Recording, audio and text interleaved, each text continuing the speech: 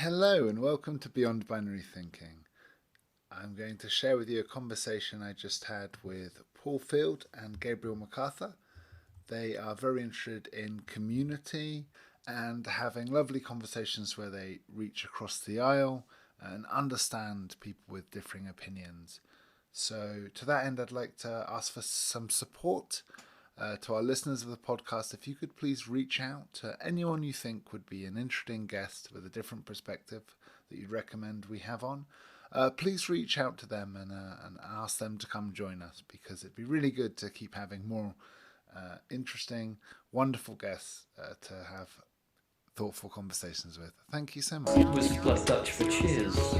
And that is, it's the connection. That's all teaching is. You have to make a connection to that student. Most of what students end up leaving the classroom with is communication skills or critical thinking skills, or kind of like we're gathering here today to learn to talk to people that don't maybe see the world the same way you do. Nobody remembers the finer details of early Cold War America, really. Right. So it's Right. like, making the connection is really where it's at. And so, like I said, I lucked into this position. It's a good fit for me because this is a mill town, and so it's kind of, sometimes it feels a little bipolar around here as far as politically speaking, because it's a huge union town, but there's also a huge staunchly conservative section. So it's like, Yeah. they don't see a contradiction there at all. But those are the and then there's a ton of poverty because most of the mills have moved on. So it's a really high poverty area. And these, like I tell my students, these are my people. I grew up poor in a wealthy area of the country, but we were poor. For whatever reason, I speak the language, I guess. So, Yeah. um, you know, I mean, for all intents and purposes, I still am poor. It's not like public school teachers are raking it in. I keep hearing that rumor, but Yeah. What's weird to me is I've started to hear that peak up too. Like we're overpaying our teachers, but the common knowledge from what everything I can remember is the teachers were always underpaid. well, I mean, it came into stark relief because I did a lot of other things in my life, trying this and trying that. I went to Marine Corps right out of high school, and then when I came out of the Marine Corps, I didn't have a plan B, which was not a good deal. I was just trying to make ends meet. So I've tried a little bit of everything in my life and had my share of being the top guy for a month here and there, and then I had my share of grinding it out like everybody else. But this is my 8th year teaching in this district, and this is the first year I'm making almost as much as I made as a first year car salesman in 1996. Oh wow. So for me, it's kind of like our society has a real love-hate relationship with education. There's a lot of words expended about how valuable it is, but not much actual value attached to it, if that makes any sense. Absolutely. What's been striking to me over the course of this pandemic is whether I'm listening to liberal news or conservative news, one of the common themes I hear about kids going back to school is it's so harmful to their development, which I'm sure it is. You don't want kids sitting in a room all day by themselves looking at a computer screen, but it's almost like that's a cover for I don't want these kids in here while I'm trying to work. That's really what it Right. sounds like to me. Yeah. And Well, it's like, well, learn how to manage your kids while you're working. What do you want me to say? yeah. I get kids at that magic hour when they're right on the cusp between, they're still kids, but they're trying to learn how to be an adult. And, so I have to speak their language. So memes, I guess, is where I'm going with this. I get flooded with memes. I use memes way more often than I ever thought that I would use memes. But despite that, here in our community, we've enjoyed pretty good support from our community when the cards are on the table. Like when we every couple of years when we go to the community for the next round of bonds and levies and things, they generally support us. But there is a large, vocal, very active, very loud segment of anti-public education people around here, and they don't ever miss an opportunity to attack us. And most of them, they type out these furious manifestos in barely literate sentences. You could barely read it, just ranting and raving about how we're all a bunch of hardcore leftist infiltrators that are indoctrinating their kids and tearing down America, and I mean, the list goes on. And it's like, it's a well-funded movement. I used to wonder, well, where does all that come from?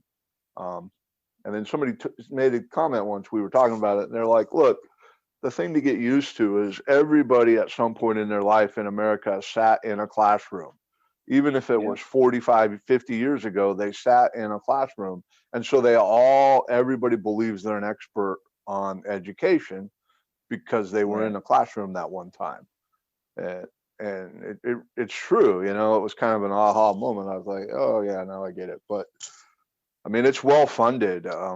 We're, unions, teachers unions are one of the last strong unions, and it's not from lack of trying. On average, I get a dozen flyers a month sent to my house, reminding me that I don't have to pay union dues and don't let the union tell me what to do. And, it's a very well-funded effort. And it's like, hey, the reason I can go and stand in front of my classroom and put edgy, because that's the classes I teach. We deal with the big questions, the controversial stuff all day long. And the reason I can put things out in front of my students and not have to worry about being fired by the end of the day is because of the union and the protection that it affords. And if that costs me $80 a month, then it's money well spent, as far as I'm concerned. But well, I mean, I think that all kind of ties into sort of what we're talking about today is, the inverse of it, I guess, is so many people are being pitched against each other, like getting adversarial towards unions, and without really understanding the whole argument is false. The whole the whole battle is made up conflict that I think that's we're such a victim of that in America. There's so many unnecessary conflicts. Well, you're absolutely right. We manufacture, or we allow conflicts to be manufactured out of thin air. And we all have theories. I'm certain that we'll probably get into some of that today about why, but why we keep falling for the same old routine every 4 years, for instance. Why do we keep? It's starting to feel like we're the rubes in some sort of weird carnival. We're certain that we can get that basketball through that hoop and win that big prize. But that hoop is a 1/4 inch less in diameter than that basketball, so it's never gonna happen. By sheer luck, one person manages to get it through that hoop, and we all look at that and go, "Oh, well, we can do it." We can. The old saying that most poor people in America view themselves as temporarily inconvenienced millionaires. It's absolutely true. It's like getting people to act. You would think that getting people to act in their own best interest would not be this hard. But it is. That flares up a lot in the education environment. It begins with this myth that education is some monolithic institution. 5 or 6 school districts in this county, none of which bear much resemblance to any of the other school districts if you walked into a classroom on any given day. Right. And that's just in one small county that shares a lot of demographic overlap. And so that for somehow people think, hey, public schools coast to coast, they're all on the same program and they all come from the same place with their, ideological leanings and everything. Oh, it's like, it's absurd. You shouldn't even have to argue against it. It's so absurd. Yeah. But people are convinced of it, and there's been a lot of money spent to convince people of it. And um, it mystifies me sometimes. It's like, I mean, I don't know. I grew up in a very conservative environment. I mean, I grew up in a little town called Angwin, California. I don't know if you've ever heard of it. Most people 20 miles away have never heard of it. No. It's in the upper Napa Valley. So, even Okay. though in the 70s, the wine industry was just getting off the ground and, it was much more agricultural. I grew up around working cowboys and guys that literally punch cattle for a living and kind of a mixture. And then there were, even by those days standards, wealthy vineyard owners and everybody in between and thousands of migrant workers. And so it was a huge mix, but I grew up in this little town that was predominantly white. There was a college there that was ran by the Seventh-day Adventist Church. I don't know if you know anything. I was raised Seventh-day Adventist. I didn't stick with it, but that's how I was raised. And anyway, Right. if you know anything about Seventh-day Adventists, it's a very conservative religion. I mean, we weren't allowed to go to movie theaters. Never mind, any sort of music concerts or anything else that weren't directly religious in nature, and all these Right. different things. And I went to Seventh Adventist schools, first grade through 12th grade, and it was all very, very conservative in nature, but everybody valued education. Like, education was a virtue. We revered our teacher, like we were those typical kids. If you saw your teacher at the store and they talked to you for 5 minutes, it was the high point of your day, and, Yeah. and somewhere along the way that all went off the tracks. And typically speaking, there's this perception, and I don't necessarily think it's true, but it's definitely a widespread perception that conservatives are not fans of education, and people on the liberal side of the spectrum are fans of education, and therefore educational institutes are all controlled by liberals. And it's like, I don't know where this comes from, but Well, there it is.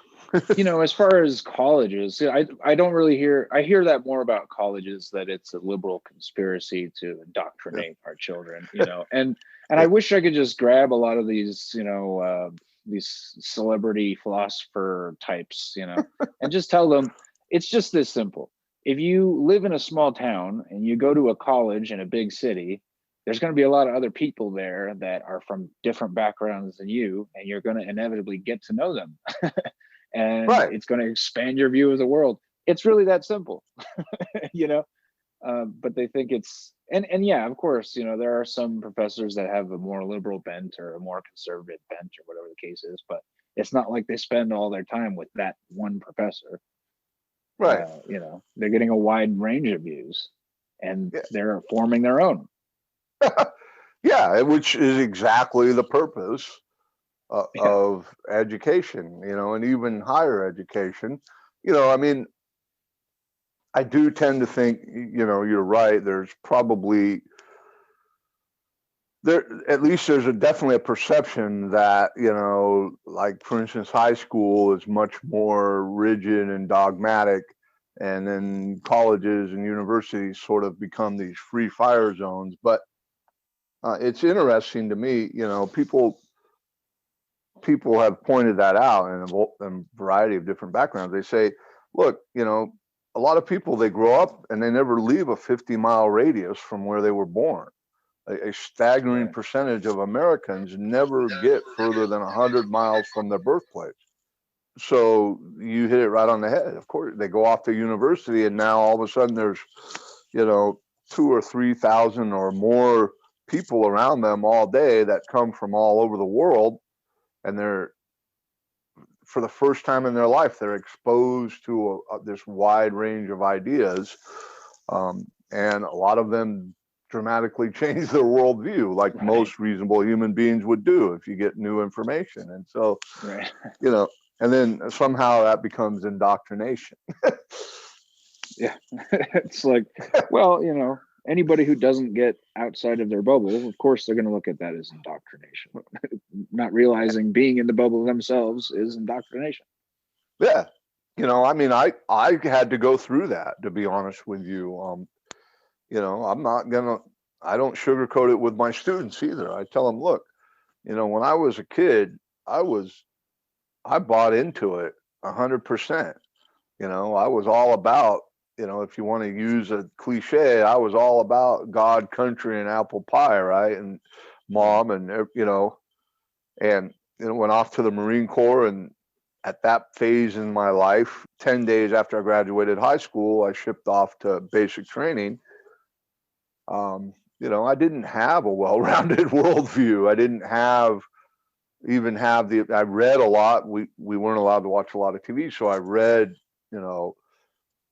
tons of books from a very young age, and anything I could get my hands on, I read. But so I don't think of myself as ignorant, but my worldview was very one-dimensional.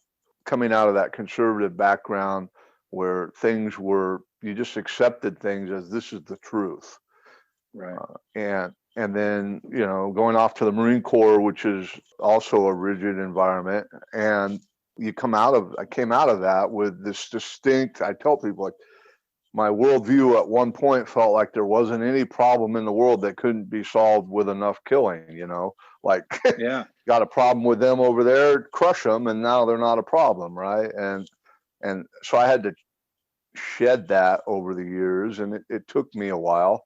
And I don't know if I don't know if it's fair to say that I've achieved any sort of enlightenment or anything else, but my worldview today versus my worldview 30 years ago, completely different. Right. Well, it's a never-ending process if you're open to it, But what's interesting is, so I'm in Colorado and I've lived here my whole life, but when I was a kid, it was a pretty strongly red state, and probably over the past 8 years, I'd say it's become more of a blue state. It was probably purple towards the beginning of that, but so there's pockets of conservatism all over the place here, but a lot of influx of people from California and other places has changed the demographics somewhat. The California invasion theory, yes. Yeah. Well, and what's interesting is you get pushback on that from any end of the political spectrum, which I've never really understood it, but they say we're turning into California. That's their favorite thing to say. Well, the housing prices are going up, but to me that's kind of a minor problem compared to growing our economy and our state. Right. And it's that it's interesting because a lot of what we are discussing here, it stems from this almost pathological need and I don't think it's fair to say of Americans, certainly not of Americans alone, but since we are here in America, coming from the American perspective, there's a pathological need to reduce everything to the most simplistic terms possible, and then go with the easiest answer. Well, tying it into what you were saying earlier, it's like a meme is the most efficient form of communication, right? So, as you say, it's not a unique problem to America, but simple ideas transmit quicker, right? The truth is more nuanced, and you have to have a deeper understanding, and that's often lost in a quick soundbite that we get from a 24-hour news cycle or Twitter or social media in general. Yeah, that's absolutely true. That simple idea spreads very quickly because it takes very little effort to adopt it. You look at it, you think, oh, that sounds good to me, and that becomes part of your worldview. This simplistic idea that the only reason, for instance, Colorado's, ideological demographics are changing is because floods of invaders from California came there with an agenda and ruined it for everybody else. I went through that when I came up to Portland in 2001. It was almost confrontational to say I'm from California. People still to this day, and I can go outside my house now and walk 3 blocks in any direction, and I guarantee I will find more than one, anti-California bumper sticker. Right. So California has become this, in some people's minds, this giant Death Star that's slowly creeping out and destroying the rest of the country with their crazy ideas. And some of it, like everything else, has a ring of truth. There are plenty of people with money, primarily from coming out of places like Silicon Valley and Hollywood and other sort of extreme wealth generating geographical areas, and they go to somewhere else and they want to make that new place just like the place they just left. Right. And so some of the critique, I think, is warranted, but the idea that people only change their political views because of some specific agenda that's being applied to them, I think is part of why we're having such a rough time with political discourse in this country right now. Yeah, and people do grow and change, as you said. I think one of my favorite quotes for that is, if you don't look back on yourself from 10 years ago and cringe at some of the things you thought or said, then you haven't grown as a person, really, right? It's probably a good thing that you... Oh, I agree. And it's easier to tell yourself that the Californians are invading than, oh, my kid might be pretty liberal. Right. Yeah, that education I got myself $60,000 in debt for is forever telling him against my politics. Damn. Yeah. That's I think, again, a lot of it has to do with, you're absolutely right. Self-reflection, it's hard. And some people... And circumstances change as well, right? Like, I've had a really interesting theory that if you look at Thatcher and Reagan, at that time, right, there was a lot less old people than we have now. So it absolutely made sense to gut the social security safety net, because it was money going for, like, well, who's using all these services? Like, we have a bunch of young people, a booming economy. Now's time to double down on that growth, right? And then the situation changes, where now obviously you have an aging population, a health problem, and so things change and the situation changes. So there's this idea that, as you say, it's not necessarily that that you can't have one solution for every problem. Like you said, when you're in the army, and to the man with a gun, every... and there's that old saying, when your only tool is a hammer, every problem is a nail. That's a lot of what fuels this sort of socio-political rage, if you want to call it that, in America right now, is that people are not equipped with a variety of tools to confront complex issues. They have one tool, and that's all they're able to use. Smash like. Yeah. I'd be interested to hear both of your perspectives on whether, like, how much has America changed? So do you think, like the politics are shifting? Do you like there's this idea that we're more divided than ever, but is that your experience, or do you just think that it feels that way because we all have social media and a racist uncle?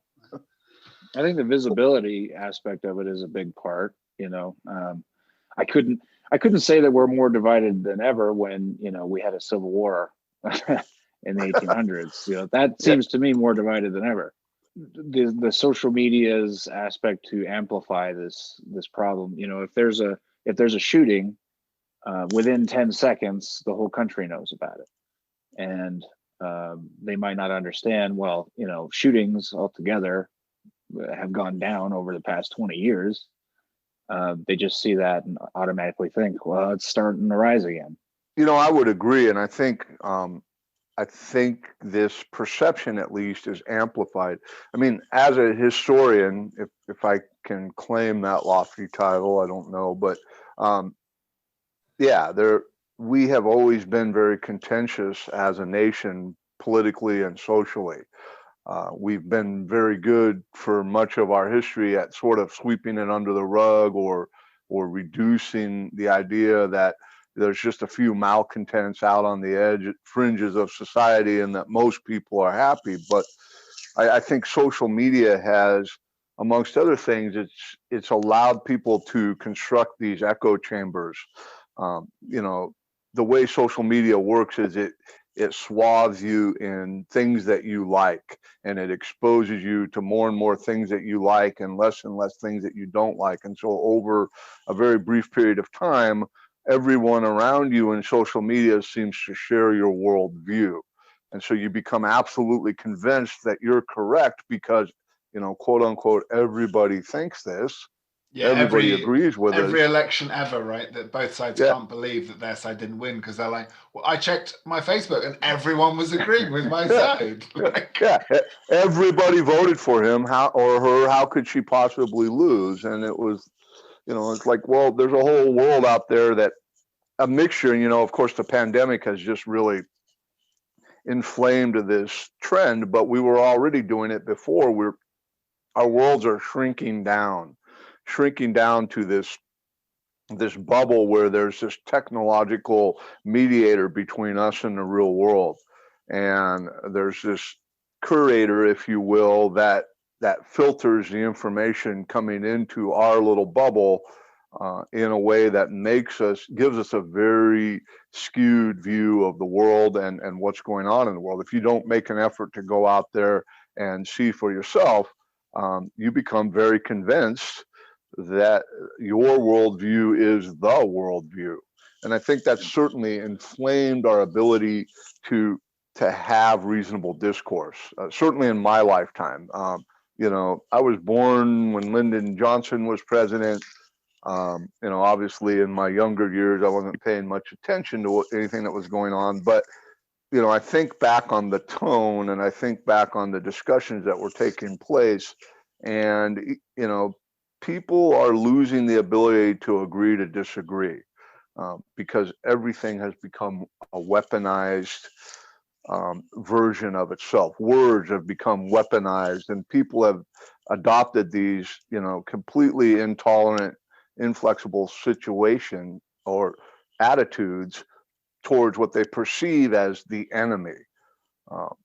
Once upon a time, because somebody didn't agree with you politically didn't make them the enemy, and now that's the verbiage you see being used, and I think that's fueled by social media, creating these echo chambers. But I also think, we can't overlook the fact that we as a nation, we've been at war for basically 20 years, and I don't mean a series of loosely connected military events. This global war on terror that began on 2001 is still going on. And as a society, I think we've become much more militarized in terms of, it's leaked into every aspect. You watch commercials on TV and they're talking about pickup trucks that are military grade, and you get advertisements for, oh, you want to use this military grade flashlight, and that it's this sort of armed camp mentality that has seeped scholarships out. for colleges, the computer Yeah. games people play. Yeah. You have a Yeah. lot of medics who have military experience. That's where they learn their trade, right? And a lot of police officers too. I Yeah. can't help but think that the rise of drones, in recreational use, is almost a way to get us comfortable with drones in general. Yeah. I mean, there is, that it's been pointed out by many, social commentators and authors and academics and people of all different backgrounds. The militarization of our police forces has reached what many people, myself included, feel like as a crisis proportion, because why does a civilian police force need mine resistant armored vehicles? Why does a civilian police force need head to toe body armor and high capacity weaponry?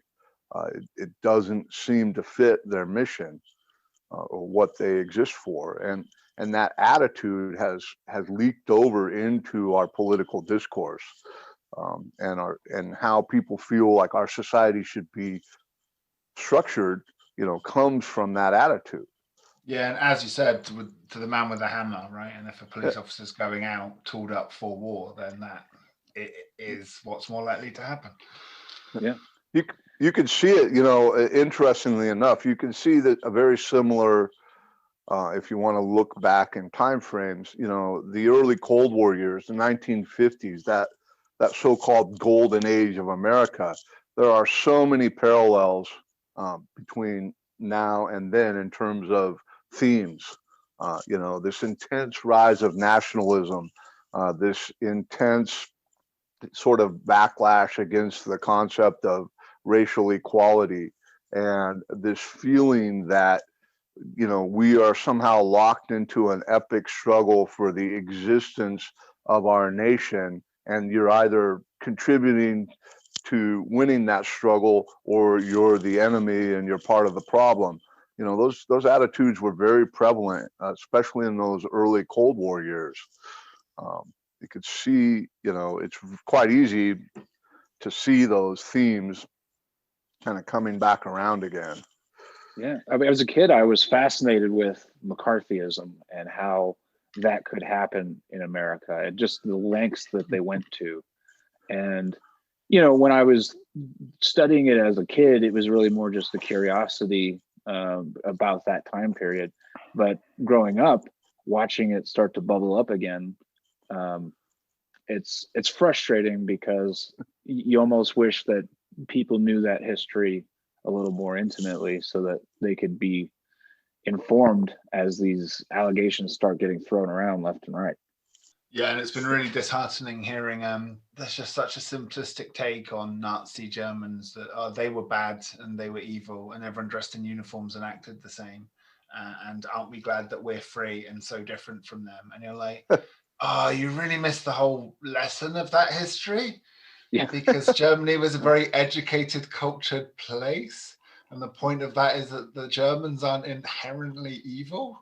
That evil sits within all people, and we always need to keep it in check. It's just like people have never heard of the milligram experiment, or have, if they did hear about it once upon a time in school, they've forgotten all about it. Because that was literally his central thesis, was that Germans were somehow predisposed to authoritarian influences, and of course, as we know, wasn't able to prove it. Yeah, he had to abandon his entire project when it became obvious that that's a human trait. That is something that human beings should be on guard against at all times, and instead it seems like we go through these periods of time where there's sort of this convulsion of authoritarianism, and everybody embraces it as some sort of solution to what they feel is the problem in our society today. Yeah, I'll be talking about this tomorrow with some guys from the Realpolitik podcast, which I'm a big fan of. But one of the things sort of I hear talking to them is that both the left and the right have this like desire for this strong leader who will make their side win and the other side lose. And I don't know, it goes to a dangerous place. On one level, I can say, like, from a Freudian psychological analysis, like, everyone is longing for mummy and daddy to come and fix it, right? But I do worry about the strong person politics. Although there's that old meme, right? Like, just calling everyone you disagree with Hitler.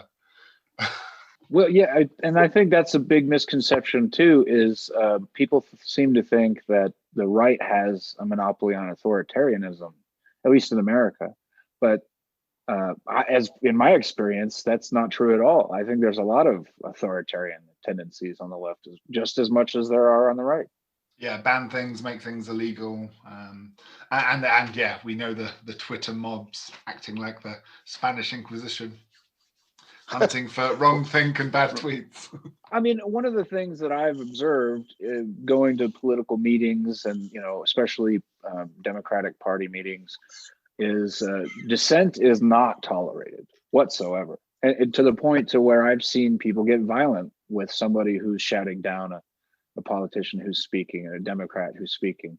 And they're not coming at it from a right perspective. They're coming in theory, at it a fellow Democrat, right?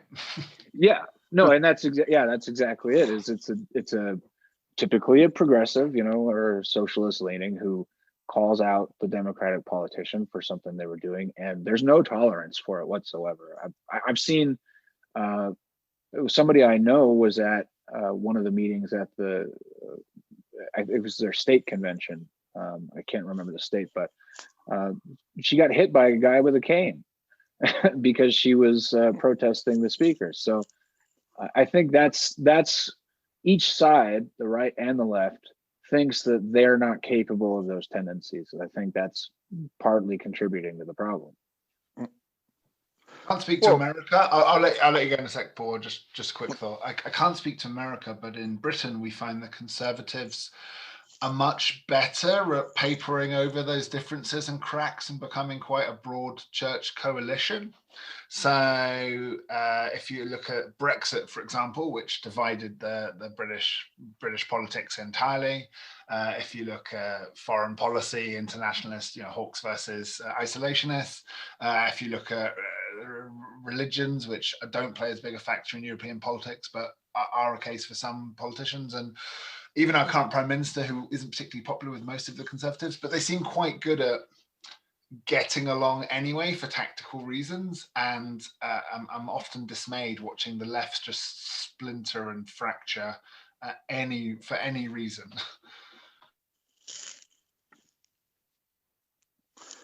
Well, and this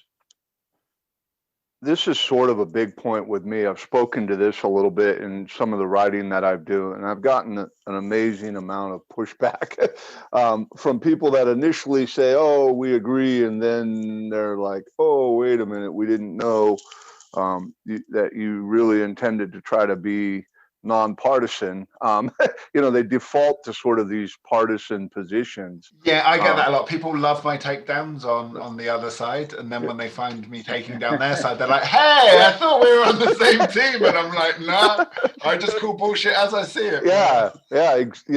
It's interesting enough. I had some firsthand experience back.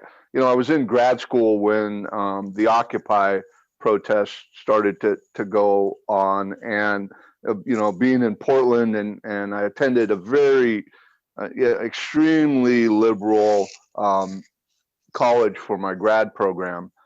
They had a very good teachers prep program, but so I went down and I got involved directly in a lot of the Occupy protests that were going on in Portland at the time, and I very quickly became disillusioned because of this exact same thing.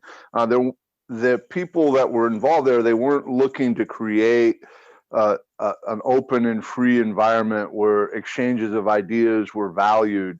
They were simply looking to replace one dogma with another, and replace one group that they felt was pulling all the strings with their own preferred group that would then pull all the strings. And it got very ugly. I mean, people who and I don't even mean like openly dissented against some of the more popular views, but if you even called into question any of the views or ask simple questions like, well, how will this work in the real world, or how is this supposed to, you were turned on. And I witnessed a lot of very ugly incidents, and I kind of sparked a few of my own, by trying to ask more questions, and we're seeing it again now. One of the most, I think, naked examples, if you will, is this concept that any critique of Joe Biden or Kamala Harris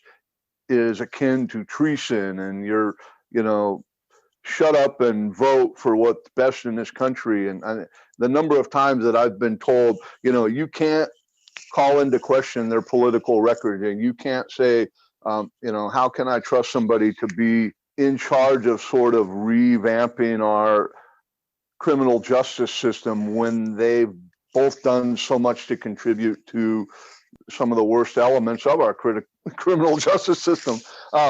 People turn on you. They don't want to hear it. Gabriel, I can't imagine a better tee up for you to introduce sort of your experience and what you've been up to. Right. I've always been politically interested. I've always followed politics, but it wasn't until Bernie Sanders came onto the scene that I thought, well, here's somebody who's saying a lot of the same things that I've been thinking for a long time, and I jumped in. Well, I had my own view of how politics worked. I thought you could at least have a basic discussion about politics. I know if you get into the weeds, it could get contentious, but I remember posting on social media, I would say mid 2015. So clearly a year before the primaries actually started getting kicked off. And I basically just posted, so I think I like this Bernie Sanders guy. So who are you leaning towards? And that was the vibe of the post. And right off the bat, people were screaming at me, you're going to end up getting Trump elected, and all this vile vitriol just from merely asking the question. And that kicked off my whole 2016 experience. And up until that point, I was like, well, I like this Bernie guy. But after that, I was like, okay, I need to get involved here and actually help this guy win, because this type of attitude that seems to be prevailing on that campaign, we can't let this win. And it's that chip on my shoulder slowly got larger and larger. And this narrative that Bernie bros are these raving lunatics who will challenge you at every turn, and they'll try to undermine you. It's almost like it became a self-fulfilling prophecy, because the more resentful we got, the harder we fought. Then there was the question towards the end of that journey, can the Democratic Party be reformed, or should we go off and start our own thing? And ultimately, I tried to go off and start something new. And what I found was there's a lot of people who think, yeah, the way that things are it sucks, but it's the way things are, and we're not going to change it. So you might as well just work with what you got. And over the past couple of years, the question just got even more muddled as Trump's behavior seemed to be more dangerous. And I guess my frustration with leftists is there's a difference between people who want to just enact their will and or get their viewpoint out there and be validated for it. And then there are leftists who actually want to change minds and convince people this is why these ideas would improve our country. So that argument in the left, I think, is the biggest reason for this fracturing. Is there's just a difference in tactics, a difference in goals. Some leftists just want to get a bunch of likes on social media, and that be that. Yeah, as ContraPoint so beautifully says, Yeah. for all the people on Twitter talking about revolution, you wonder how many of them would actually start follow target through with it. practice and sharpening the guillotines. And probably not Right. many, but they're LARPing, right?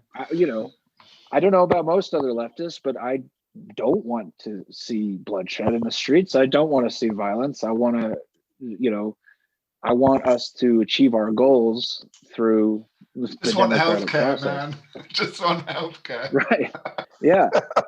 And most people don't think about what happens the day after the revolution, because a lot of people who put those guillotines up in the French Revolution that people romanticize ended up underneath them eventually.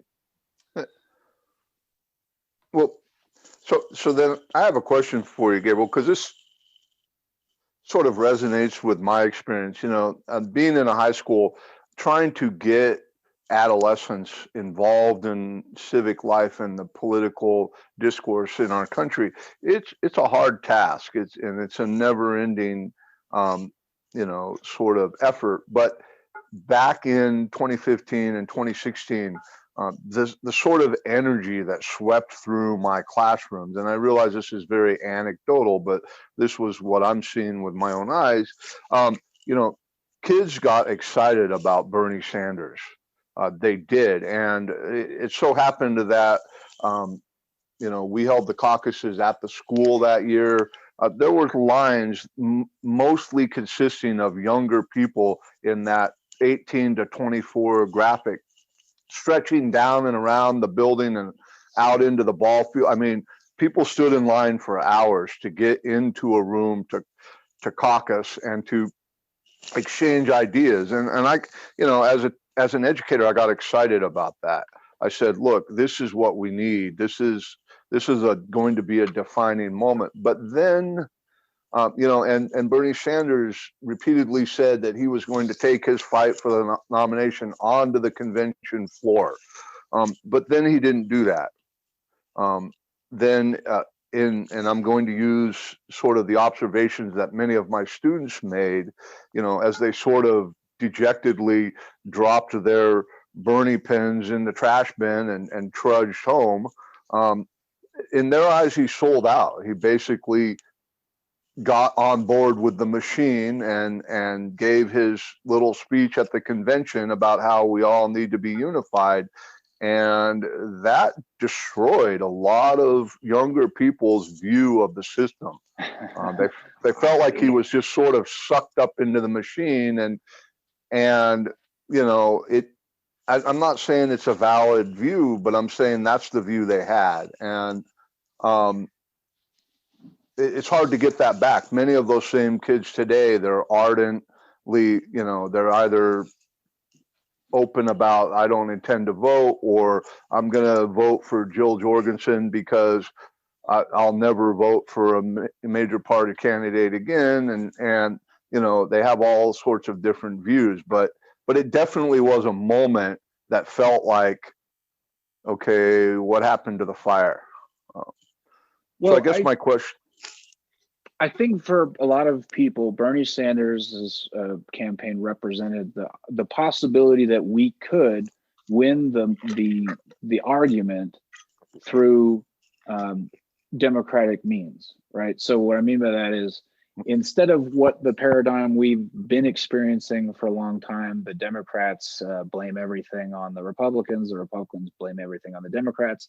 Here was a campaign that represented a vision, a specific set of policy changes that we could work together towards. It isn't about blame, it's about moving forward. And when that fell apart, I think a lot of people realized, oh, well, I guess that whole adversarial paradigm ultimately won out, and it's just going to circle the drain even further. And I can't speak to everybody, but at least that's how I've been feeling about the situation. Is not to be dramatic, but that was kind of a lot of people view that as our last shot at a civil way to move forward as a country. Just as an outsider, it did smack me as incredible after, and I think some Europeans aren't aware how unpopular Hillary Clinton is, or how much of an establishment candidate she was seen as.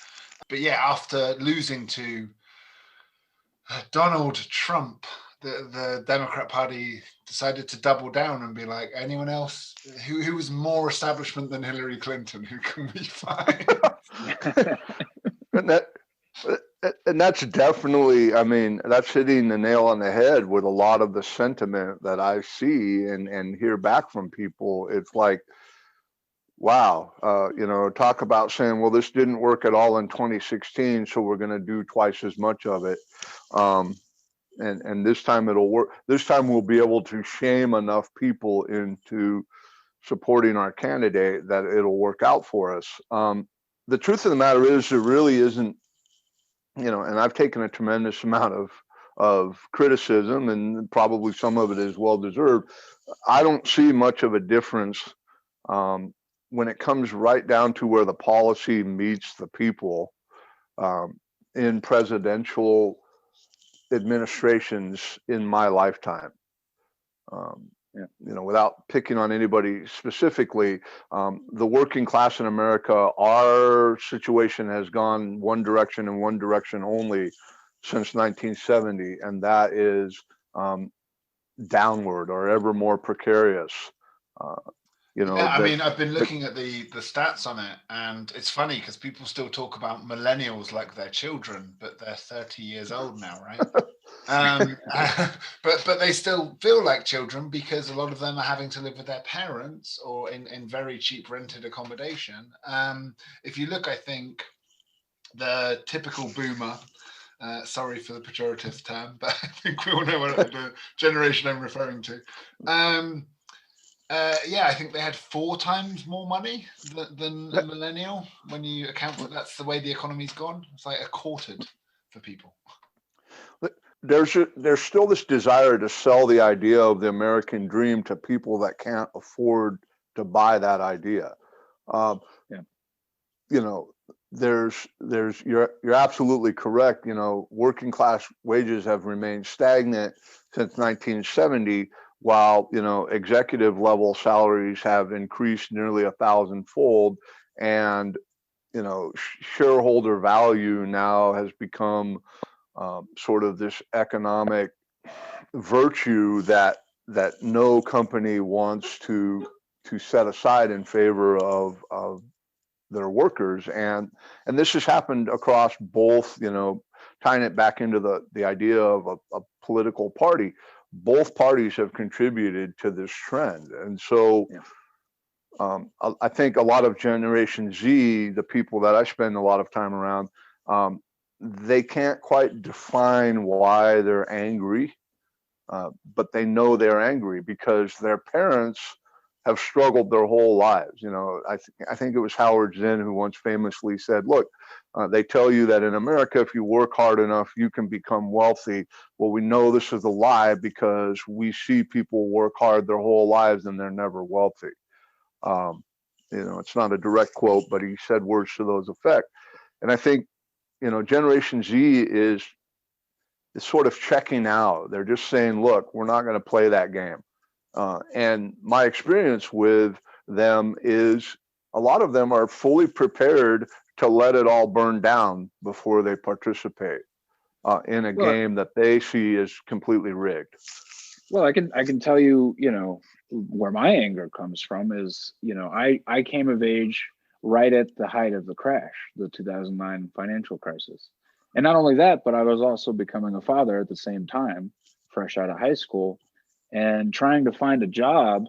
I was competing with people who had bachelor degrees, for menial jobs at fast food restaurants or whatever the case is. It was, and of course, those people were given preference because they had experience, which I had none.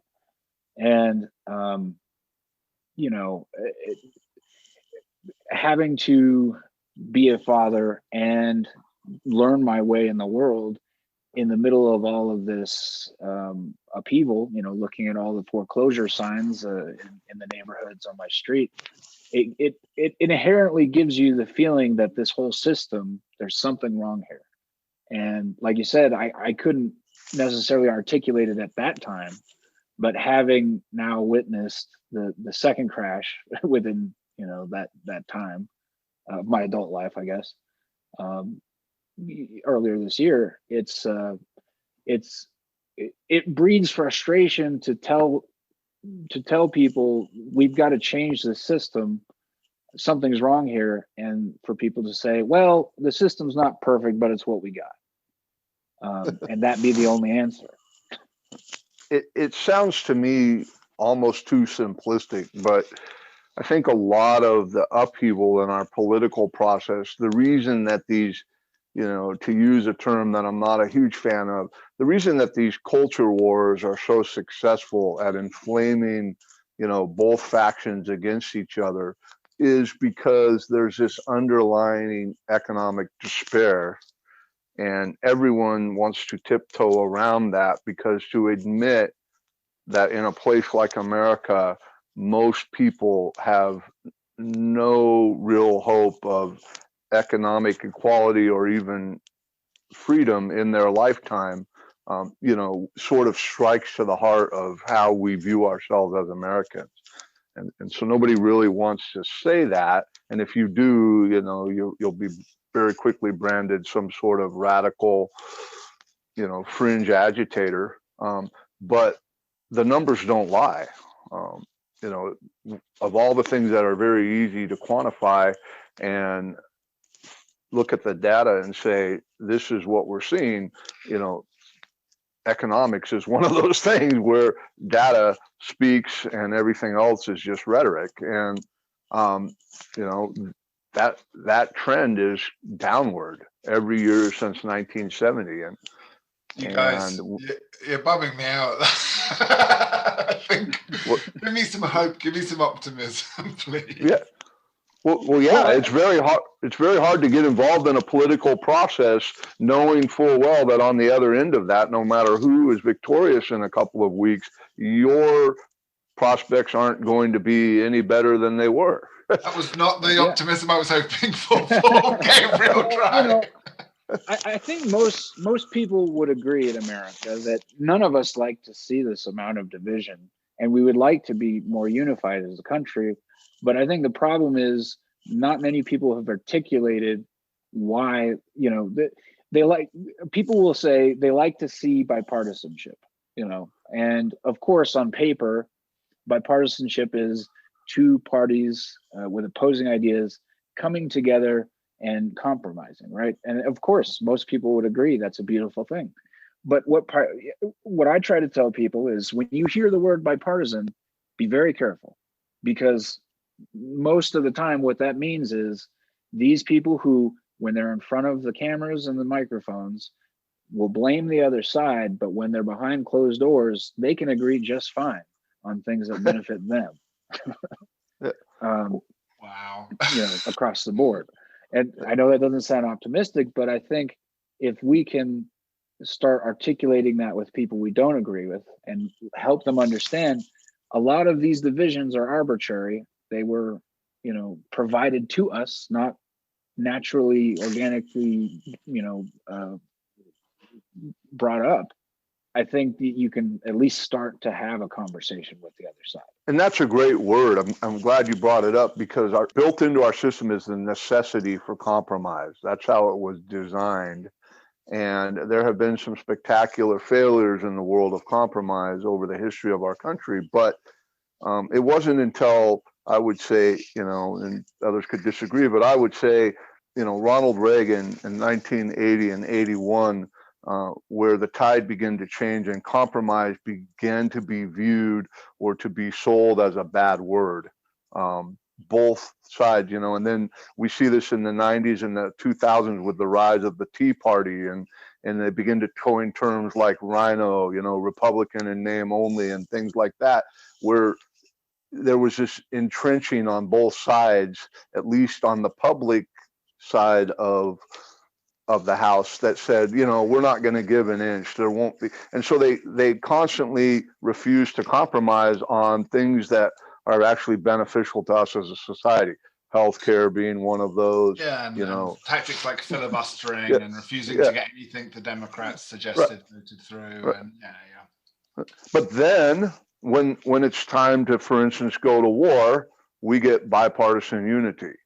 or when it's time, to pass another $2 trillion worth of economic stimulus, the vast majority of which evaporates into the netherworld of corporate subsidies, we get some bipartisan, so I think you're absolutely right. The things that they are willing to compromise on and agree to never seem to benefit the rank and file of our society, which I think is becoming more glaringly obvious with every election cycle. One thing that I've seen as a common thread, at least in terms of rhetoric, is you've started to see Republicans take bigger aim at the rich, which is, I find fascinating.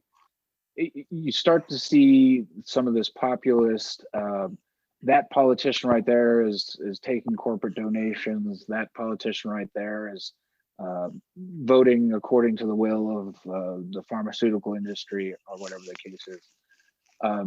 And I know that that's not coming from a genuine place, and I know that they're not necessarily doing anything differently than that person they're accusing of doing that.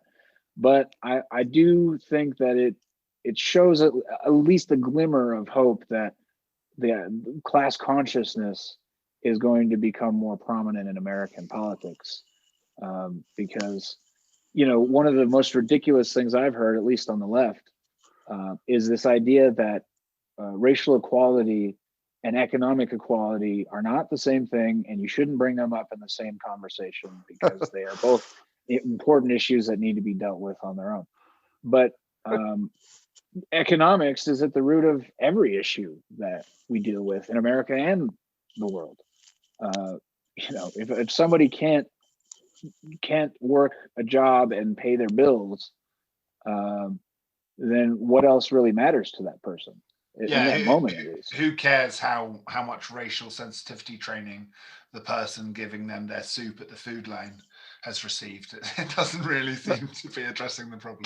I've seen some of that pushback from some people that I've made, contact with since last April, when I wrote a piece that apparently resonated with enough people. So I got a bunch of new people into my sphere of contacts that I hadn't had any contact with before. I don't know them in real life, but in exchanging ideas, and a number of them that are people of color, and they're very outspoken activists for racial equality. They say that themselves. They said we don't need these meaningless gestures. Like, there was a lot of anger amongst some activists that I know that over this whole Aunt Jemima syrup thing. They literally were saying, we don't give a damn about a syrup bottle. Yeah. Nobody asked for that, right? So but that is a company just capitalizing on an issue for a bit of free publicity, right? Which sucks. Yeah, it's free publicity for that company, and I think more people are beginning to see through some of these artificial constructs. When you have an entire political party caucus in our Senate, that goes through this big photo op of kneeling on the hard marble floor, and then they're wearing a very specific cultural item that they clearly know nothing about. That just sends that signal. It's an overused term, but virtue signaling is a real thing, and too many people embrace it now as a way of saying, look at me and how woke, or whatever the word of the moment is, I happen to be, without actually doing anything that makes any, this idea of Instagram activism. They're not really doing anything that makes any changes, or that make any changes that actually improve anybody's life. But they get to sleep well at night, and they have, something to talk about at the next cocktail party that they attend. That's where the conversation becomes weird. Like, I'm as disinterested in people policing old tweets as people, as the other side arguing that, oh, this is virtue signaling. It's like, as you say, right, what the real conversation should come down to is, what are you doing? Like, after this photo op, what are you doing? Gabriel, let you speak. Well, I think one of the questions that people don't ask is what is the profit motive, right? You know, whether it's the NRA and their fear mongering, or the Democrats and their fear mongering about, you know, Russian interference in our elections. What they don't ask is, what's the profit motive? What is the profit motive for a bunch of meme farms in Russia planting ads, planting information all over the place? Well, you know, I'm sure there is some interference going on there with the government, but I think in a lot of cases, all it was they were trying to sell some cheap coloring books or trying to sell some cheap, you know, items, and they were using the political discourse to do that. Whereas, you know, also, I imagine, and we've tying a few strands together here. If you imagine what Russia's Facebook budget for messing with American agitprop is, I'm pretty sure it pales in comparison to the big American companies we were discussing earlier, right? Like, and 100%. if you look at how many ads they'll be pushing against socialized medicine and for groups against people looking to reform American healthcare, like, I reckon that will be quite a large budget. Yeah, they use emotional tactics and emotional rhetoric to make profit. And I think the first instinct a lot of people have is, you know, like to talk about the NRA. A lot of Republicans are scared that the Democrats are going to come in and take their guns. Well, they haven't, but you know, nobody's stopped to ask, well, why are they telling us they're trying to do this when so far there hasn't been a real substantial effort to do it? Well, because they want you to buy more guns. And that's an issue that I've grown up in the midst of, and I'm in the midst of. I mean, you know, I get a lot of flack from friends of mine and others, and then others take it as pretty much normal way of life. But I've always been a supporter of the Second Amendment, but not in the way that the NRA says they support the Second Amendment. I've never been an NRA member. I've always openly scoffed at their tactics, because that's exactly what they do. They create this climate of fear, and it leads to what we have right now. Like, if you own firearms in America right now, you know two things. Number one, you can't buy ammunition anywhere. And if you do find it, it's 2-3 times its normal price. And you can't buy guns most anywhere. And if you can find them, same story. They're 2 or 3 times their normal price. And so this is a constant cycle. As long as I've been an adult, they will whip up these frenzies, and it's just a windfall for manufacturers in that sector. And then, you know, nothing much ever happens. Those of us who think that you can have some common sense legislation around gun ownership without destroying, you know, what might be viewed as a natural right to self-defense, we laugh. These cycles are never ending, and people fall for it every time. You know, all over America, there are people sitting there that literally have basements and rooms full of ammunition that will spoil and go bad long before they ever use it, that they've spent sizable amounts of their net worth to obtain, because they are absolutely convinced that that's all that stands between them and, you know, whatever darkness is being sold to them at the moment. And it's a scam. Well, on the flip side, you know, you have Nike producing Black Lives Matter sneakers or whatever. Meanwhile, they're made by 6-year-olds in China making 2 cents an hour. You know, Exactly. So I think that's where a lot of the anger comes from in America, is we know how much artifice there is out there. We just don't know what's real. And so we cling to these you know, these bubbles, hoping to pinpoint something real. Well, I think we're seeing, you know, there's been some talk about agendas, and I don't know if it's one big coordinated agenda. I wouldn't call it that, because then it sounds too much like a conspiracy. But we've been conditioned literally forever, as long as any one of us have been alive. We've been conditioned by advertising to know that we're being lied to and be okay with it. You know, as a child, I knew that plastic tank that I was seeing a commercial for really didn't shoot missiles and flames and things out of it, but I still wanted that plastic tank. And so you're slowly conditioned to accept, oh, it's normal that there's a gap between what you're told and what actually is.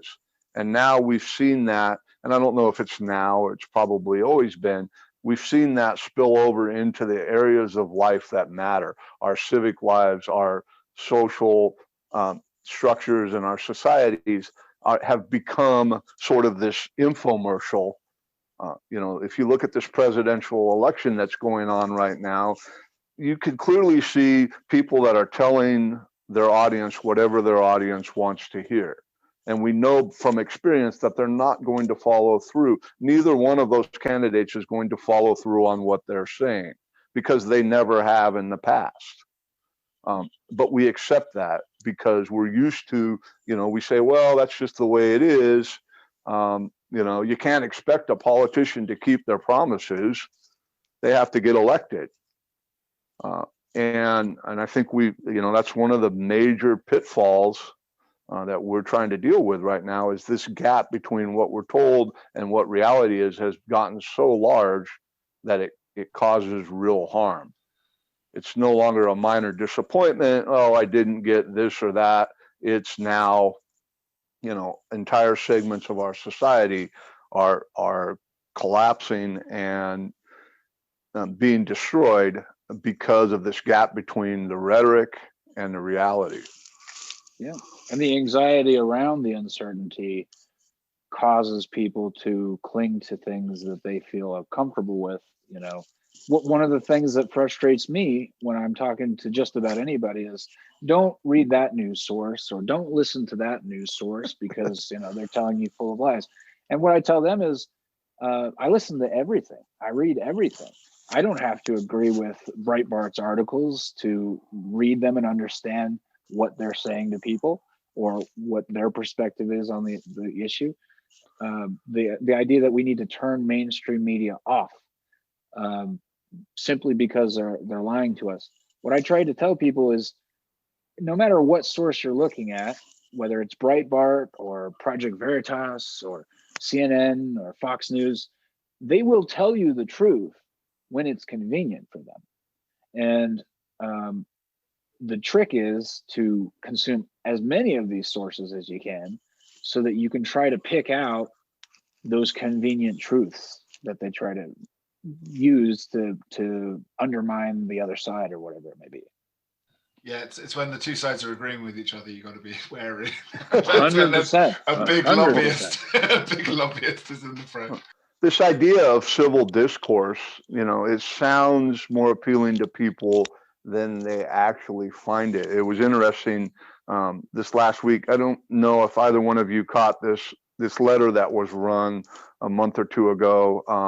I believe Harper's ran this letter, and it was signed by hundreds of people from all walks of life, academics, entertainers, people of color, philosophers, all sorts of different. The author, it was authored and signed by many different people, and it spoke to this. J.K. Rowling, Salman Rushdie, a bunch of scientists. Yeah. From J.K. Rowling all the way over to Noam Chomsky on the other side. It was all over the place, and that letter generated so much pushback and so much hatred and vitriol out there in social media land because people were horrified and offended that opposing views should be given airtime, and that these people would dare to say that we should be listening to people even if we don't agree with them, or even if we're diametrically opposed to their claims, we should still listen to them. And it just struck me as sort of that was kind of a lightning rod moment in this entire ongoing debate about political and social discourse. People don't want civil discourse, and they react poorly if you suggest it. I don't mean that people came out and said, hey, I don't think their ideas were good ideas. They came out and attacked the people that signed on to that letter. You know, there were calls for all sorts of ugly repercussions against them, when in fact that letter, that was what it was speaking out against. It was saying, look, we shouldn't be hunting down, you know, social media posts from a decade ago and getting people fired because we don't like their points of view. We shouldn't be rioting on.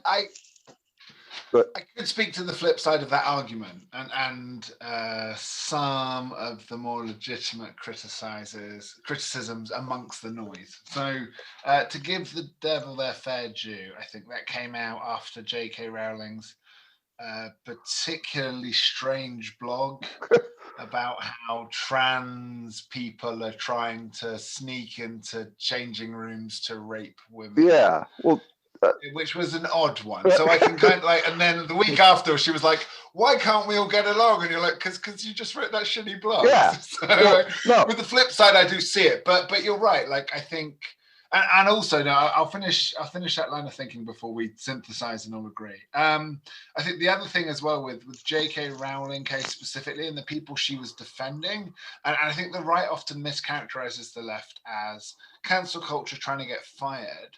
But what happened in this famous case in England was that it wasn't that someone got discriminated against for being transphobic. She was repeatedly being transphobic to a co-worker and dead naming her and calling her sir intentionally, right? And like they had like multiple HR meetings where they're like, could you please stop that? And then she was like, no, I won't stop. I can call people how I want. And it's like, well, it's kind of a workplace and we need to get along. So, and anyway, after like 3 attempts to say, please stop that, they eventually fired her, which I think is fair enough. And then she tried to sue the company. So it wasn't like the crazy left suing a company for being transphobic. It was a crazy transphobe suing a company for being like, sorry, but we need to all get along here. So I'll just give the devil his due on that one, why that letter got people angry. And I agree that not all of the rage was productive, but angry people on Twitter, you can find almost any cause ever. If you change the flavor of ketchup, you're going to have angry people on Twitter. Well, yeah. Well, and therein lies one of the major pitfalls, and that is, you know, trying to reduce a complex discussion to 148 characters. You know, people are going back to what you said much earlier in the discussion. Everybody has to get that zinger in. You don't have room to add any nuances or any, you know, counterpoints. You just need to get that zinger in because you have 148 characters to do it in, or however many. I don't have a Twitter account, so I think that has contributed to a lot of sort of dumbing down of public discourse. Well, it's trying to find, you know, and I've been guilty of this myself, right? To exalt being uncompromising, right? But the question is, on what? Are you uncompromising on policies that you feel would be necessary in this day and age, or are you uncompromising on hearing out your opponent's view on those issues? You know, and where's that line? Are you willing to compromise on policy in order to get along, or are you willing to compromise on rhetoric in order to get along? You know, and everybody has their own view of what that looks like, and it's messy. Well, and you're exactly right. I mean, there's certainly things in my life where I'm unwilling to compromise. And, you know, a lot of those have to do with whether or not a given policy or a view or idea, you know, actually causes damage or harm to other people. And I use the word actually on purpose because one of the ways that words have been weaponized is a lot of people are claiming that they're being harmed by things that in no reasonable universe actually cause them any harm. They simply don't, they want to shut down discourse or dissent by saying, you're harming me, be quiet now. And being exposed, I'm a huge proponent of being exposed to ideas, even if you completely and categorically oppose those ideas. It's the exposure of ideas that make us re-examine our own ideas and our own views and hold them up to the light of a challenge to make sure that, you know, we've done our job to be, reasonable people with our own views. And, I was dismayed along with a lot of other people. I to begin with, I can't tell you how much I despise the Richard Spencers of the world. I have nothing good to say about that individual. But when they're invited to a university to speak and it touches off 3 or 4 days of rioting, all that does is lend credibility to the far right claims that they're being silenced because they're trying to tell the truth.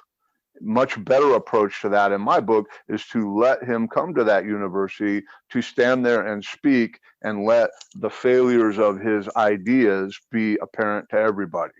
Let the weakness of his claims be apparent to everybody. Well, when you silence somebody, now they sort of have this moral high ground where they can claim that you only wanted to shut them up because you're afraid of the truth. If you let them speak, let the whole world see, hey, this person is a fool.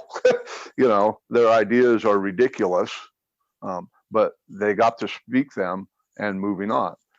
So, maybe I'm not in the norm on that, but I want to hear ideas, even bad ideas, and then let those bad ideas fail on their own merit. Because when we silence somebody, we automatically give them credibility that they probably don't deserve. Right. Well, and what people don't want to accept, I think, sometimes is that you can find common ground with just about anybody. Whether you hate that person or not, there is common ground to be found.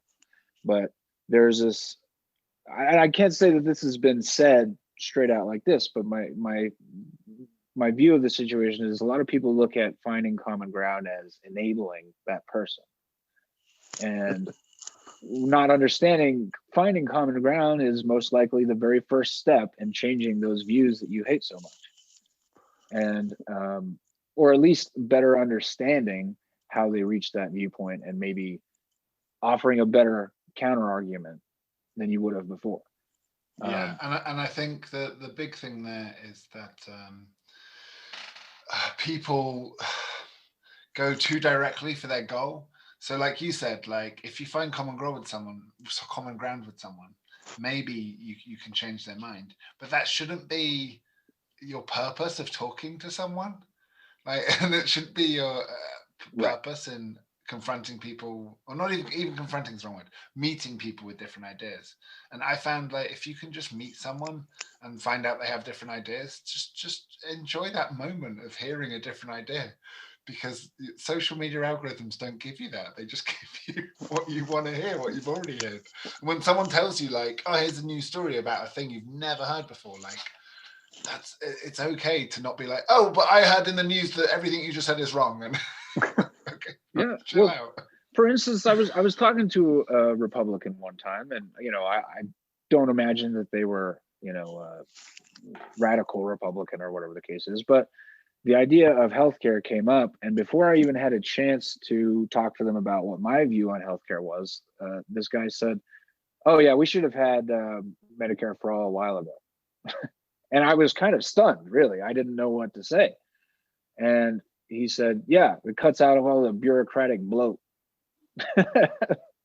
And it would never have occurred to me to make that as an argument to a conservative audience had I not had that conversation. Yeah, and it's an issue we're told we're divided on, so we assumed we are, right? Right. And yeah, so there are a number of Republicans who would favor a Medicare for all system, but we won't know that if we don't start talking to them. Yeah, and likewise, their news will be telling them that you're in favor of communist healthcare, the worst system ever. Going back to what you were just saying about ideas and hearing each other out and finding that common ground to sort of stand on, to work from. I don't know if either one of you ran across or remember from a couple of years ago the story of Daryl Davis. Daryl Davis is an interesting man. He's a blues musician. He's a black man, and he spent a good portion of his life befriending members of the KKK. And over that time period, he has convinced over 200 Klans members to give up, membership in the Klan simply by befriending them and having conversations. That's it. And I can't think of two ideological positions that are more opposed to each other than a black blues musician and a member of the KKK. But that willingness to sit down and have conversation, I'm certain that those conversations didn't happen because, Mr. Davis came out right away with saying, "Hey, I'm going to get you to quit the Klan." It was simply, whatever. I don't know how it happened, but I can imagine, along the lines of talking about things that they might have in common or things that they both liked, or even if those were trivial things like a brand of beer or an automobile or, a piece of music or whatever, and then building on that rapport into, heavier subject matter. It was an interesting story to me because if those two diametrically opposed demographics can become friends and it leads to real and positive changes, why can't everybody do that? I guess I don't see. Certainly, the will has to be there, and that's the big separator. But I don't believe people when they say, "Hey, I will never sit down at a table with people like that." Whatever their target demographic is, Yeah. I'll never sit down at a table. It's often people that never have, right? So, Yeah. I often had an interesting chat with some people from Colorado, and they're very anti-feminist. And I said, well, look, I don't want to get into it because I'm not an expert on the subject, but I imagine if you spoke to an intelligent feminist, you would be surprised to hear that she's not the demon witch you imagine them all to be. And she might have some interesting points. And all you think about, but what about men's rights? Like most intelligent feminists I've spoke to are all about that too. Like they get the argument. Well, it's just a fundamental misunderstanding of what the opposing viewpoint is. If like you said, there's even among feminists, there are different views on what that means. Even among, one of the things I've noticed with, especially the election, is people seem to think that Black voters all think the same and do the same things, and but no, there's a lot of individuality, complete individuality there, and one person may vote for this person, and one person may vote for another person, but it's refusing to accept the idea that even in that viewpoint you oppose, there is a variation. I'd be interested to dig down, Gabriel, on your time in sort of the Democrat Party and dealing with opposing views, and how hopeful you are now, like to try and reform that from the inside. Well, so I mean, it's my view on that has flipped back and forth throughout the years, but one of the things that I found really frustrating is going to these local meetings, whether it's my county or whether it's the state meetings. For a time I was on the various committees within the Democratic Party, and 99% of the time is not spent talking about issues or our agenda or our policy goals. It's about who's in charge. It's about let's move that comma over here. That's a good change. We worked really hard on that. What I've found frustrating with Democrats is a lot of them seem to understand that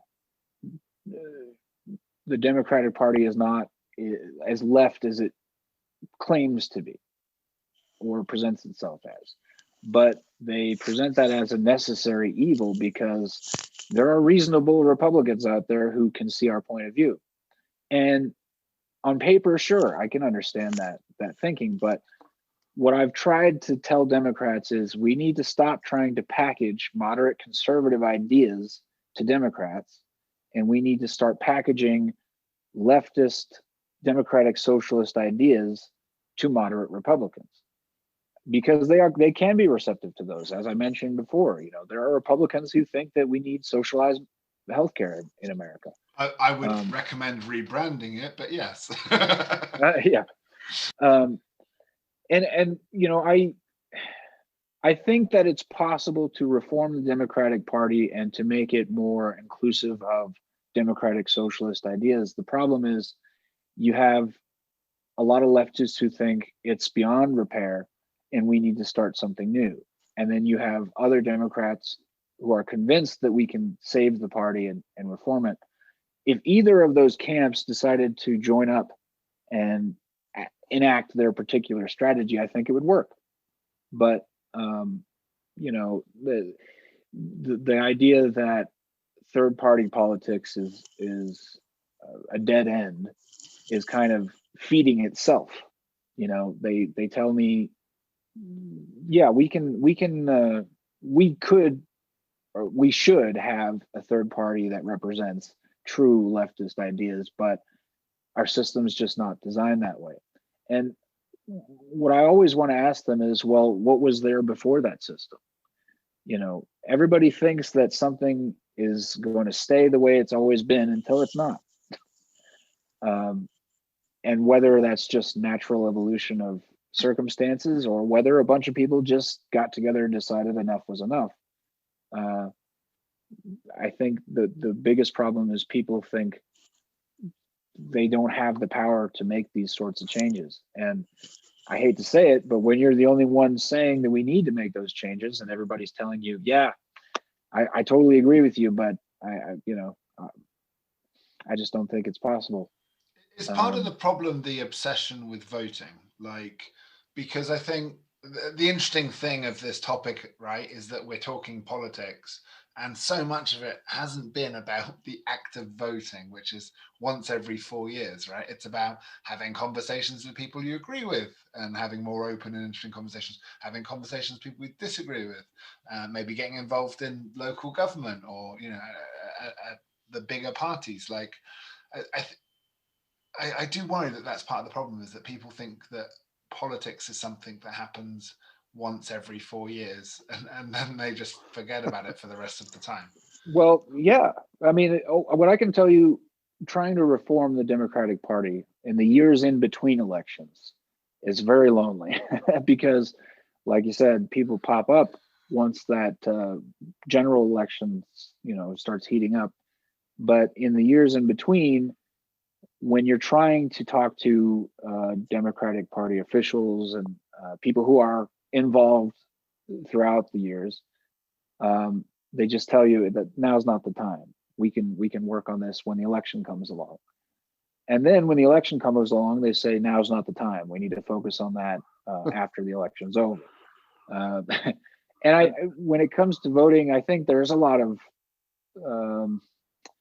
people don't have faith in the act of voting because, as we've talked about over the conversation, they don't necessarily see a substantial difference between the people they're voting for.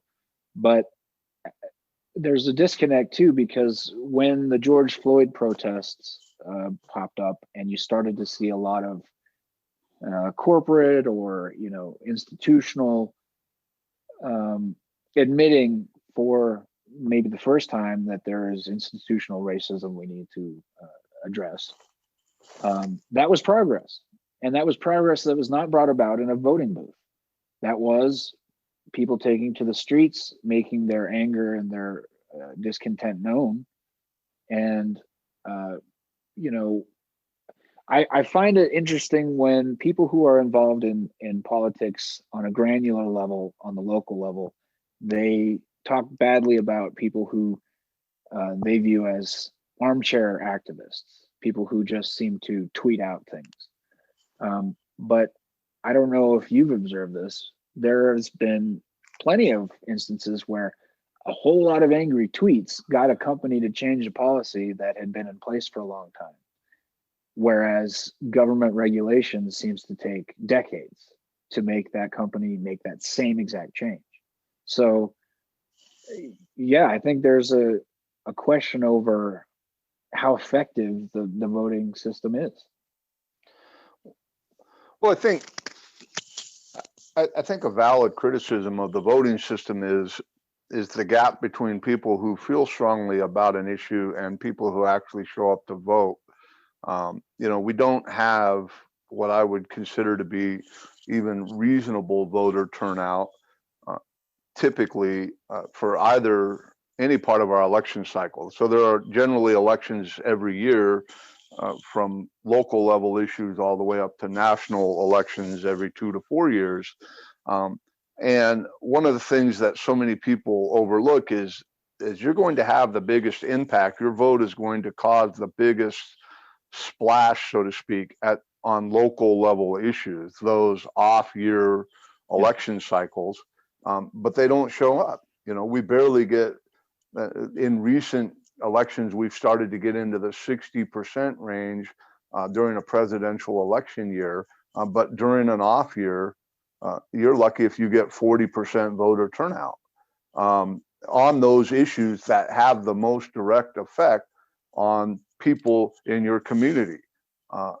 People just don't bother to make their voice heard, and then they turn around and they say, well, voting doesn't work. And my knee-jerk response to that is, well, how do we know voting doesn't work? Because we don't really do it. There's a lot of sound and fury, like you said, every 4 years. But then when it comes time to cast those ballots, 60%, Yeah. 64%, 64%, I think was considered great. That was like everybody applauded a 64% voter turnout, which means, if you want to do simplified math, for what it's worth, 64% of the people turned up and you had two major candidates, which means somewhere in the neighborhood of 30 to 34% of the people in this registered voters in this country chose the president. Yeah, and the other way of stating that is that the most popular choice was none of the above. Yeah, that won the popular vote, right? Yeah, exactly. People that stayed at home. Yeah. So that the president of this country is usually selected by such a small minority of the people in this country that it's very easy to grow disaffected with the system and feel like it doesn't really matter. The same 30% or so is making all of the decisions, and money is driving those decisions. This sort of unfettered cash flow into our political process, following Citizens United decision and some other decisions that sort of opened the floodgate, has made the common voter feel even more isolated from the process. I mean, look at the money that's being spent on this presidential election, and then try to explain to a guy who's making, or a person who's making, $30K a year, trying to make their rent and keep their heat on during the winter months, that somehow these people have their best interest in mind. When hundreds of millions of dollars, and even over, I don't know what the tally is right now, but from the numbers that are being raised by both candidates right now, it looks to me like running for president now costs over $1 billion. Yeah, and most people don't understand that the politicians who most affect their daily lives, I would argue, are their mayors, their city councilors, or county commissioners, who, if people were paying attention, the vote wouldn't necessarily, it wouldn't be as big of a hurdle to jump over to get the person you want elected in those particular races. But people aren't told that that's a priority, or people aren't told that that has an impact on their daily lives. Yeah, and if you look at like the psychology of like despair, hopelessness, thinking too big, right? Like it's just a recipe for disaster. So you can have much more agency and control over your surroundings if you don't try and be one of those, however many million voting once every 4 years in some big nebulous thing. But I'd recommend everyone get involved in local politics. And I'm not one of those people that is just doing that because I hope my side wins if more people vote. I genuinely think everyone should get more involved. And I think diversity of thought and opinion will make those local elections better. And I think if a lot of people went to a town hall and saw how bad some of those officials were, they'd probably be more interested in getting a job in politics themselves. Right. And there's probably more common ground to be found on the local level anyway, because when you're talking about these huge issues like immigration or, these national issues, it's easy to jump to that quick conclusion. It's easy to find that quick argument and easy to get tribalistic. Yeah. Yeah. But when you're talking about, do you want that oil refinery right by the river that runs through your town? I think there's going to be, of course, you're going to have some disagreements there too, but I think that you'll find a little bit more common ground in situations. The guy in the top hat, like with a barrel of oil. Yeah. I think it's a great idea.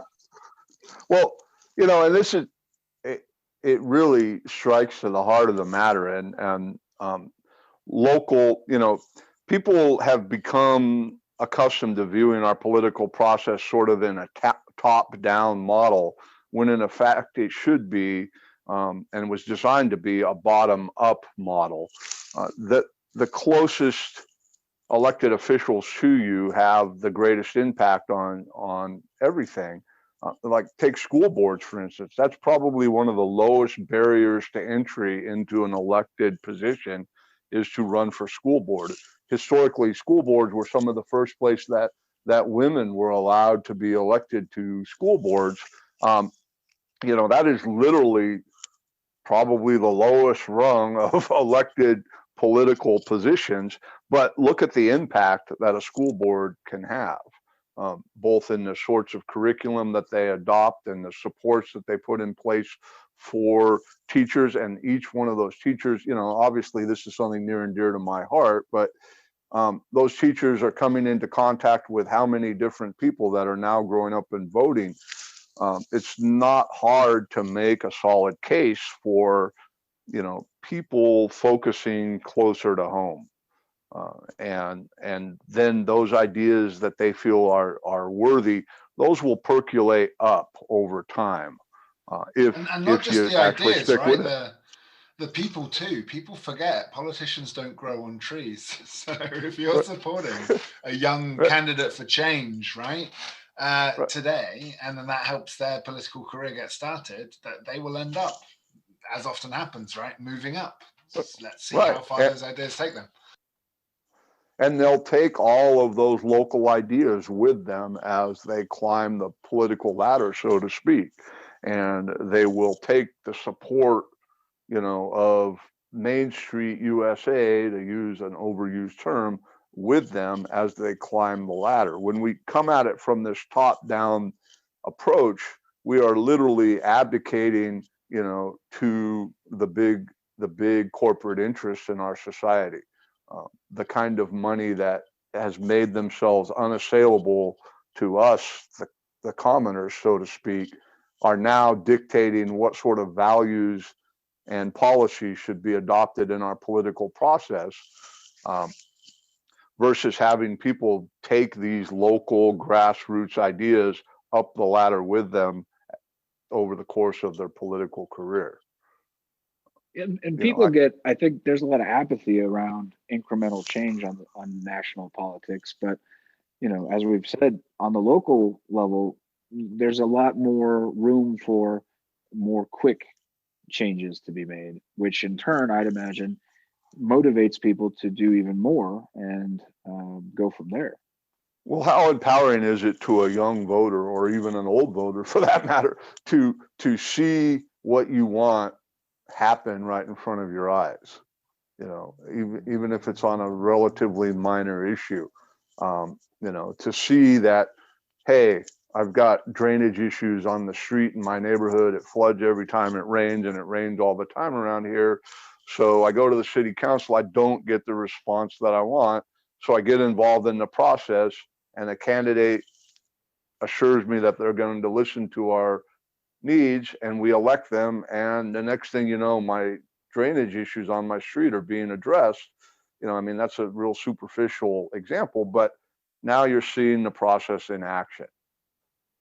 And you're saying, well, I took some actions and I did some things and I got a result back that it was beneficial to me and the people in my neighborhood.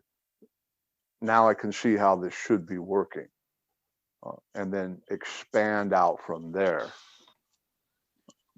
Yeah, and going to those meetings, I went to a city council meeting a couple of years ago, and one of the items they were talking about was building a car dealership out on one of the public lands that everybody around here knows Dinosaur Ridge. It's one of our small little treasures that we have, and they wanted to build a car dealership right next to it, and spoil the land there. And there were only two people in that meeting other than myself. And one of those people was he worked for the company that wanted to develop this car dealership. And from what I could gather, he had been going to every single town or city council meeting since that project started. And they weren't giving him what he wanted, but you could see that there was that sort of rapport, like, there's Jake again. He's back again. And over time, they're going to start to hear what he's saying just because they're familiar with him. And meanwhile, there's nobody else in this meeting to challenge what he's saying and provide an alternative viewpoint. And most people won't even know that this whole process is happening right under their noses. But they will all notice when that car dealership goes in on that public land and they lose access to it. And they'll write an angry tweet about it.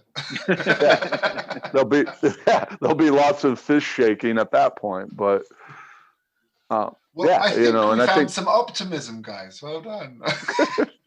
I think so. Well, and to add even further, they're eventually using that story as an example. Eventually, the wider community did get wind of what was happening, and they had a packed meeting not long after the one I attended, and of course the city council, they totally nixed the idea of building that dealership. So there are moments where the community can come together and accomplish something real.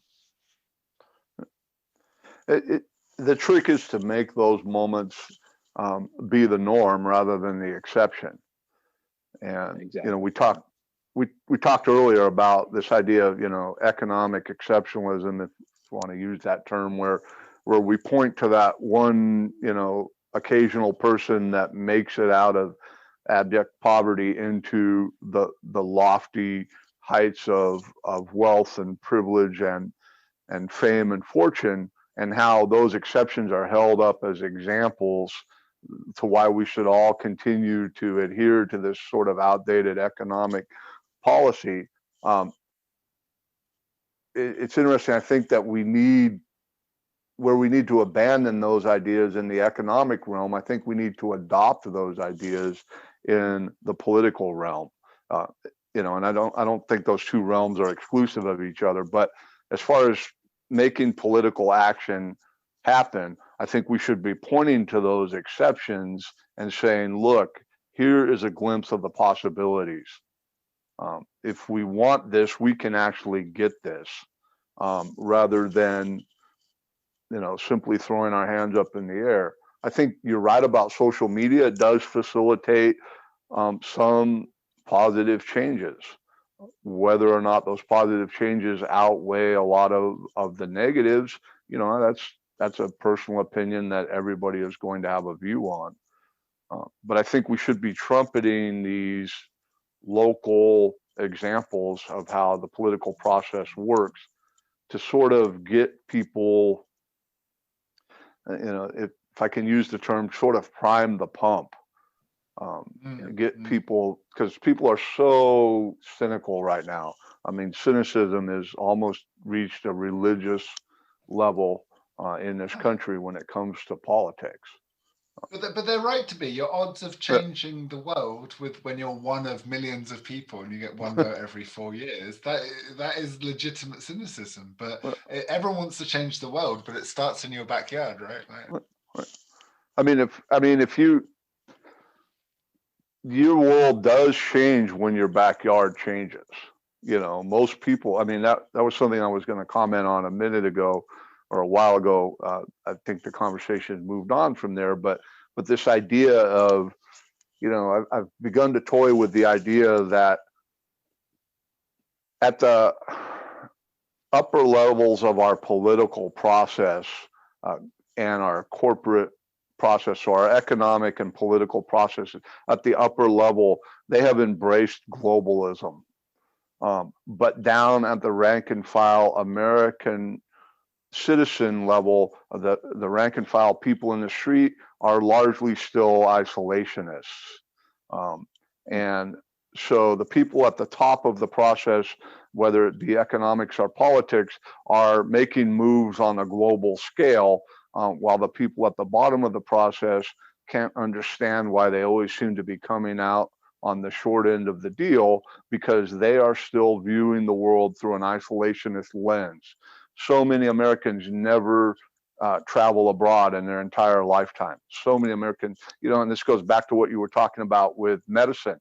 So many Americans accept this fact that European style, social medicine is a complete disaster because they've never been there to see for themselves. They only know what they've been told. The challenge is, if you ever go to Europe, find a European that wants to swap for the American system. Yeah.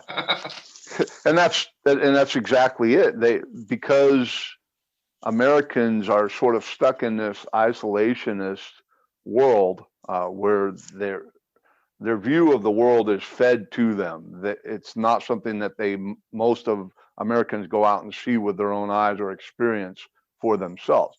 I think that if you shipped every American to some place in the world, like a Scandinavian country or a European country that has a robust healthcare system, and let them experience that healthcare system for 6 months or a year, you wouldn't even have a debate in this country about healthcare anymore. Everybody would come home and say, "That's what we want. Let's do that." We would challenge that schizophrenic view that America is the greatest country in the world, but we can't even accomplish what little old Sweden does. Yeah, and if you happen to get sick tomorrow, you'll be bankrupt, and everything that you've worked so hard to get, all of the pieces that show that you're somehow winning at the game of capitalism, will disappear in the blink of an eye, because you got sick, or because you were injured, or some other health issue came up. And so until Americans can broaden their horizon, I think it becomes extremely hard. And that's why maybe there's merit to this idea of saying, all right, look, if you're not gonna take into account the whole world and how things actually work, then just focus on your own neighborhood. Make that a better place. If that's and as we've been alluding to, if you work on a project and you and the other person help stop them building that car garage or whatever in your park, and then you find out later that guy has different political views from you, but that was okay, and you still got something done together. That'd be quite an important moment for people to have. I agree with that. Yeah, I mean, people need to see things in action before they really believe it. And even then, a lot of times, as we can see, they have a hard time accepting what they're actually seeing versus what they're being told. And I think message frequency has a lot to do with that. If you are bombarded with messages that the world works a certain way, and you only occasionally see that might not be true, you're still going to believe the rhetoric over the reality. Okay, well, let's keep having those conversations. Any closing thoughts? Anything you guys want to promote or recommend? Well, there is a book or an author. If he's a favorite of mine, I ran into him, but I don't know if either one of you are familiar with James Howard Kunstler. He writes primarily from a viewpoint of, you might label him a new urbanist, but he writes primarily from a viewpoint of how public space is designed and how it's meant to function, and what it does to people's psyche and what it does to people's civic engagement and everything else. And I found, so he's kind of an irreverent writer, but he wrote a book called Home from Nowhere a while back, and he runs a he runs a blog which, if you know him, makes perfect sense. The name of his blog is Clusterfuck Nation. He has a lot of what I think are very valuable insights about why we feel the way we feel, why we behave the way we behave, why our society is interacting, or more accurately, not interacting the way that it is. And it revolves around the design and function of our towns and cities, our architecture, the layout of suburbs versus, more traditional European city models, and so on. I found it very fascinating, and I think it comes at a lot of the issues we've been discussing from such a fresh approach, that it really, sort of gives you a lot of different things to think about when we're trying to quantify the complexity of this issue of, how can we all just get along, for lack of a better way of putting it. He feels that architecture and urban design plays a huge role in that, and I think he makes his point very well. Thank you very much. I'll be sure to check that out. Gabriel, what would you like to recommend? Sure. Yeah, no, I don't really have anything to promote, but I think this might be helpful for people to hear how I approach conversations with people that I might not see eye to eye with.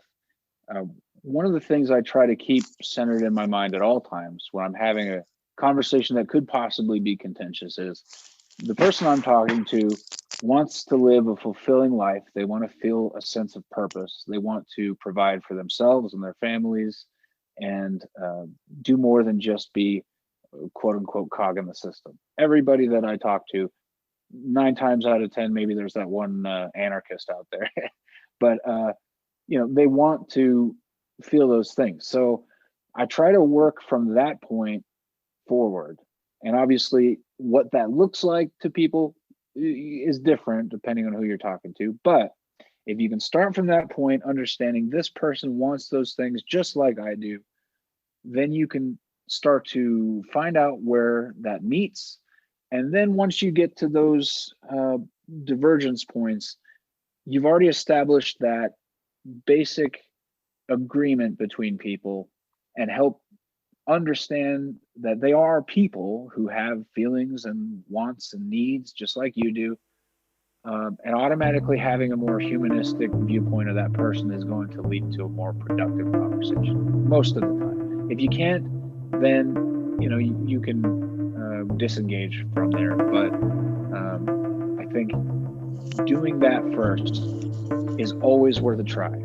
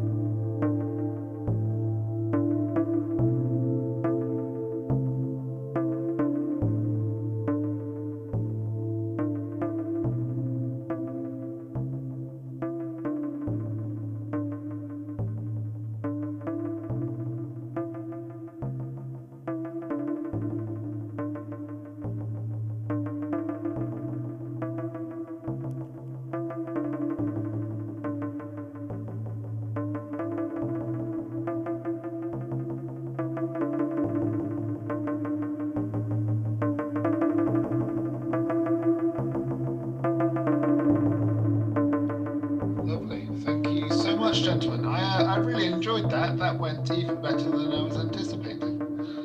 I appreciate it. Well, Thank you very much. Like I said at the beginning, this was something new for me. So Yeah, what I really liked was actually the dropping in late as I did. So you guys are just talking, and then like the podcast never started, and yet it just started. It was lovely. That was great. I had a great conversation. I enjoyed it. Brilliant. Thank you so much. I'll probably try and edit this this weekend because I'm busy, so I like to move quick on stuff. And then yeah, I'll share a link so that whatever podcast thing you hear, it'll be everywhere. Do you want me to do your names, or would you like to be anonymous, or just your first name? How would you like it? I'm okay with you using my name if you want to, or however you'd like to do it. Okay. Yeah, same here. Yeah. Okay, and if you want me to link to a Twitter or a Facebook or anything, let me know. Just I found that book, I think, so I'll link to that. And yeah, let me know if you think of anything you want me to link to in the show notes. Okay. I just sent over the name of that, JHK, and I mean, like I said, it was a book I really enjoyed. I think everybody ought to give it a look. I will check it out. Thank you very much. Well, I definitely appreciated the opportunity too. So thank you for that and the invitation. Yeah. Like as you said, like I found you both random Facebook groups. I don't even know how I found you both. But I added two strangers, and yeah, this went as I say, even better than I thought it would, because you've both been sharing really interesting things. So thank you so much for that. Take care. I hope you're both well, and good luck with the election, and good luck with getting healthcare. Thank you. or relocating to somewhere where y'all have healthcare already. You'll always be welcome. You can California or Colorado, our countries anytime. You're very welcome to. All right. Well, you guys take care. Cheers, all the best. Thank you.